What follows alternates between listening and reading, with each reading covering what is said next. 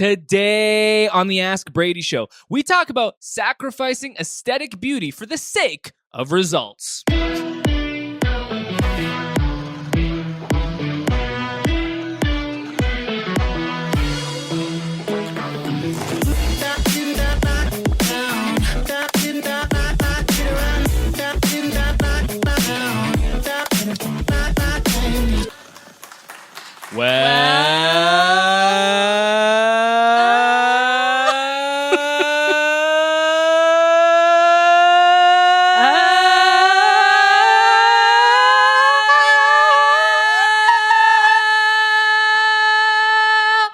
Hey there, Pro Church Nation, and welcome to the Ask Brady Show, episode number 34. We've got 4 great questions from the people of Pro Church Nation, and I'm joined, as always, to my left, your right, a little bit less winded or more winded than normal, Roxanne. It's true. True it is, and behind the camera, the editing wizard himself, Joe Dex. We won't do that again. And the man with the cam, Alex Mills. Thanks. It's not really as special as it sounds because I work here, but I'm here. Roxanne, take us away with the first question. All right. First question comes from Adam, and he sent in a video. Hey, Brady. Hey, Roxanne. We need some help. Here's what's going on. On Facebook, we like to post devotional articles because we want to fulfill the church's purpose on social media. And we want to do that with long-form article, long-form post with a quote image. We do that sometimes. Hey, that's a great idea. It is. Brady had it. I pay attention. So we do that, and the person that writes the long-form post is sometimes a pastor, and sometimes it's just Joe Blow in our church, just somebody like a Sunday school teacher. It's just a person that knows how to write stuff. So the question is, do we include a by so-and-so line in that long-form post? My opinion is no. If it's not the pastor, just post it as New Hope, because if you put a by so-and-so, everyone's going to look at that and say, who is that person? Just give the organization a voice and let the church post it. That's how I think it should be done. Okay. Now, my opinion is the exact opposite. I think that no matter who writes it, they're a member of our church, and people have a connection to people. People, there's connections to organizations, but at the end of the day, it's those interpersonal connections. And if we think enough of them to have them write the devotional, why don't we think enough of them to publish their name? Because again, like I said, I'm interested in what so-and-so has to say. And when we just say, oh yeah, this is New Hope, who is that? Is it something one of our people wrote? Is it something we bought off the internet and just threw on the Facebook page because we couldn't think of anything? So that's my take. Yeah, so there's no church unity here, and we've agreed that in accordance with our bylaws, we will agree to abide by whatever decision Brady and Roxanne come up with. So preserve church unity.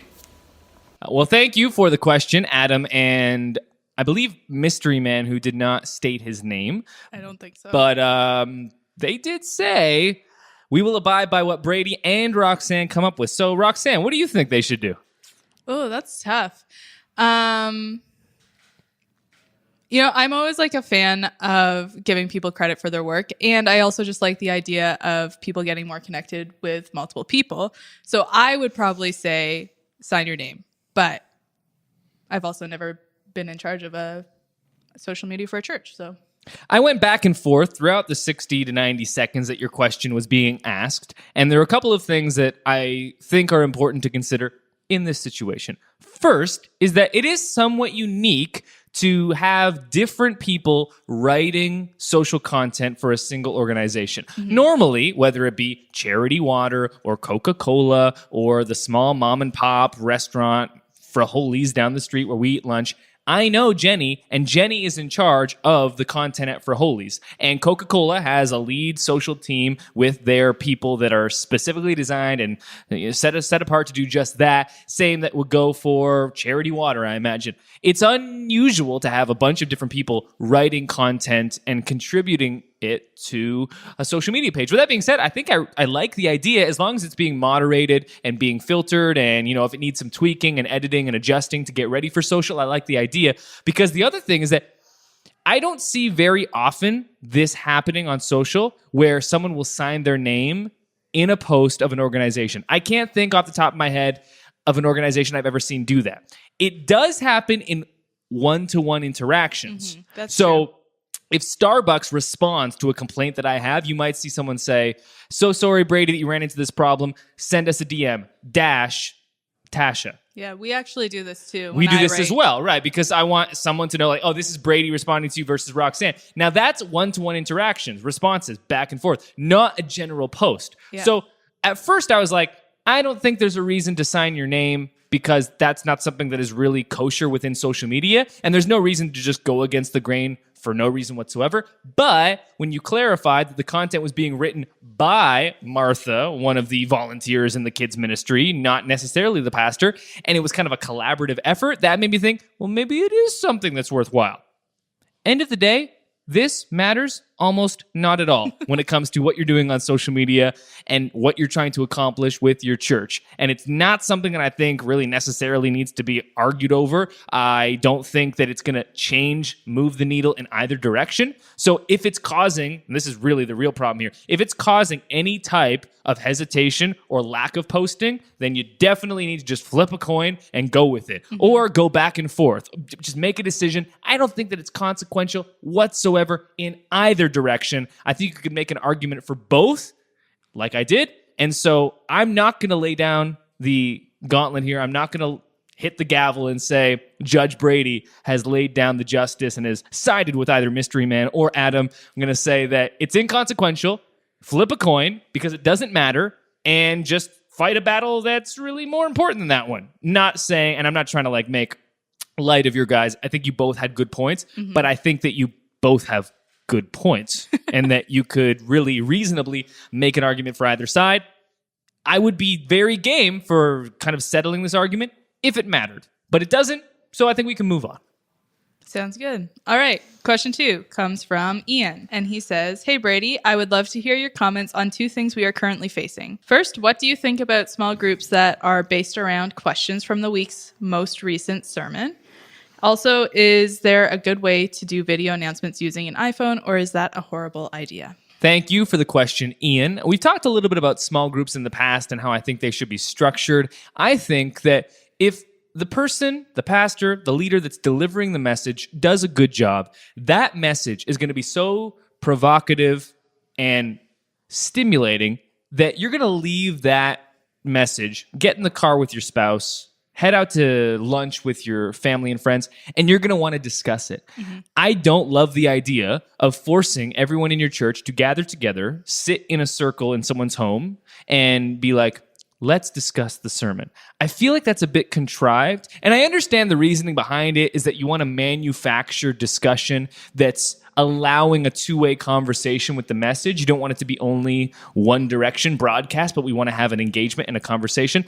But I feel like it's a little too forced for me, my taste. I think that if you're a millennial, you're probably going to fall in the camp that this does not feel authentic. It doesn't feel genuine, and thus I have kind of a natural reaction against it. And so I would much rather create a small group that doesn't gather around discussions of the sermon, but gathers around, as we've talked about in the past, an activity that brings people together over a shared interest, whether this be board games or basketball or basket weaving. As long as it begins with the letter B, it's okay. Seriously though, interest-based, use that for the reason to gather, and then let humans do what humans do best.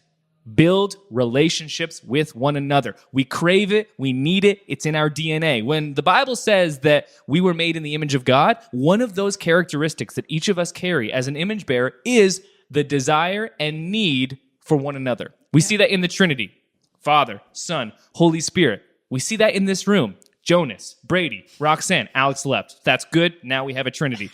This is what we need. We need other people. And we don't need to necessarily force relationship. You don't need to get people, put them in a room and be like, I don't think they know how to talk to one another. Okay, what if we gave them questions that Francis Chan put at the end of his book? Well, you could do that, but I think it's much better to just let it happen organically. Get people to gather for a reason, around an interest, and then allow the natural part of our God-given image-bearing qualities to just happen organically. I think it's the best way to do things. Second question, could you film video announcements on an iPhone?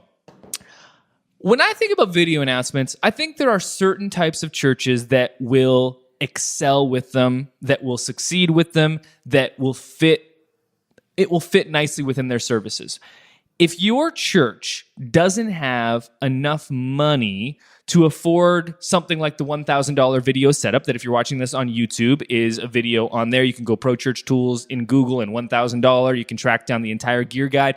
Basically, we have this gear guide that will give you a full video setup, audio, camera, lens. It creates a great look for $1,000. If you can't afford that, you're probably, generally speaking, not in the place where you need to do video announcements. Mm-hmm. Not that they would be detrimental, but that they wouldn't probably, like I say all the time, push the needle forward. And so if they're not pushing you forward to better succeed and fulfill the mission that your church has set out to accomplish, there's probably no need to waste your time on them, because while they are tremendously valuable and helpful, they also require a ton of time. And if you're not able to spend the money to get the right gear, it's probably not worth doing it. With that being said, it is your decision, and there is a setup that will allow you to do it. If you go to Google again, type in Pro Church Tools 139, it will take you to the $139 video setup that we've put together, another gear guide that has a microphone that you can plug into your iPhone, the best app to use on your iPhone, Filmic Pro, to record the best possible quality on your mobile device, and that will give you the full rundown on how to do that if you feel so inclined to do so. Like I said, don't feel the pressure to do video announcements. They're not a silver bullet. They're a nice nuance, nice detail. They're like a fun little thing you can do in your worship experience. But at the end of the day, they're just kind of like a gimmick, right? At the end of the day, whether you do stage announcements or video, each have their pros and cons. Mm-hmm. And if you're not going to have the right gear for it, it's probably best to just spend your time and money elsewhere. Yeah. All right. Question 3 comes from Carl, and he says, any tips on service intro videos? Ours is 2 minutes long and is mainly aimed at new people. It's people sharing their testimonies of what God has done in their lives. How often do you think it's worth making new versions of this? I love the idea of having a pre-service roll on the screen before service begins. I don't know how much Carl and his church have beyond that 2-minute video. I think that for our church, we have kind of the graphic screen show slideshow. That's it. We have the slideshow that kind of runs for like 15 to 30 minutes before, kind of just slideshows of different events. Follow us on social. Here's what's coming up. And then what we do is when 5 minutes before the service begins, we play the countdown. And the countdown is basically in the bottom left corner, there is the actual countdown itself. And then full screen throughout the entire 5 minutes is videos dynamically displayed of church life at Central. And so what that does is, without even saying words and without requiring the commitment to actually listen and pay attention, it introduces people to Central, what we're about, through, that old saying, pictures are worth 1,000 words. We actually don't say any words. There's just a music backing track going on there, but it introduces people to Central, whether they've been there before or not. And I think this is probably the sweet spot for intro videos. The reason being, if you're doing story videos like what Carl is doing in this case, which story videos are amazing, but if you're doing it in this case where it's going to be repeated probably at least 4 times, you've got to imagine that you're going to repeat it. You're not going to create these new videos more than once a month, you wouldn't think. Right. Long-term, sustainably, would you have the bandwidth for that? And what's going to happen is people are going to begin to hear the story 2, 3, 4 times. And think about this in other areas of your life. Where do you ever watch a video more than once? Maybe a sitcom, like if you're revisiting the sitcom, but or a movie you really loved in theaters. Like your favorite movie of all time. But it's not like I go back to that funny video I saw on YouTube and be like, oh, I want to watch that again. Wait, you do, don't you? Oh my gosh. I was just thinking of that one where the guy's dressed as his mom and he's like, this place needs to look like a Greek fusion restaurant by noon. Oh, I have seen that. You watched that more than once? I search that sometimes because it's so funny. Okay, so the point that I made is void. What I would say is this: comedy, we do revisit.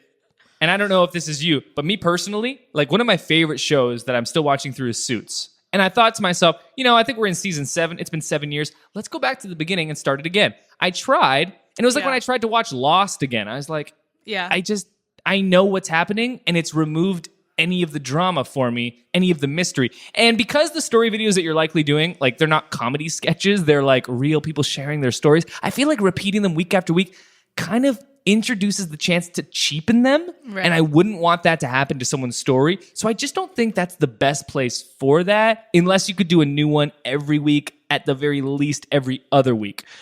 One easy fix for that would deliver the same results but would mitigate any of those concerns or potential problems is to do the countdown video, where the whole thing you're seeing is like full screen, dynamic videos and images of your church life. Without words, it's going to accomplish the same thing, but people don't feel the need to watch it every single week. Like, they can look at it or not, but they don't feel like someone's talking and I'm being unkind or, cruel, not listening to their story, Right. them pouring their heart out. Maybe they start crying. Okay, it's weird. I don't want to ignore this, but I've seen it 4 times. That's kind of the problem you run into something like that. I think swapping it out for a countdown video that, again, has the countdown in like the bottom left corner, is barely visible. If you go to the Central Community Church Vimeo page, you can watch one of our services, and I think you can see this countdown. They might cut it out for the live version, but you could probably track it down on Facebook Live, centralcc.ca. Find the Facebook page there. Go to our account on Facebook, and you can see the most recent service, Facebook Live, and you can see the way we do the countdown. I think that's probably a better substitute.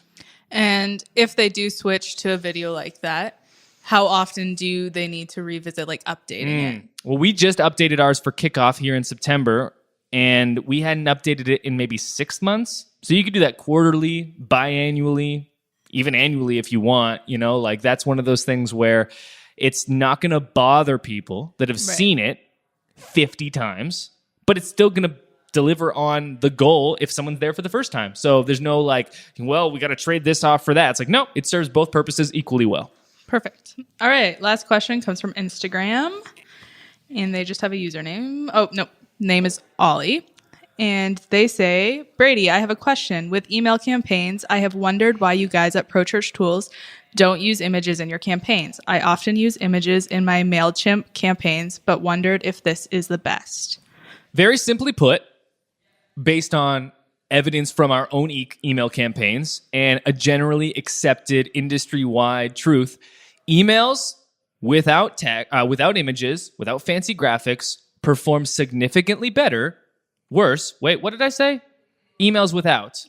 I will say that again. Pardon me. Emails without images, without graphics, perform significantly better than emails with images, emails with graphics.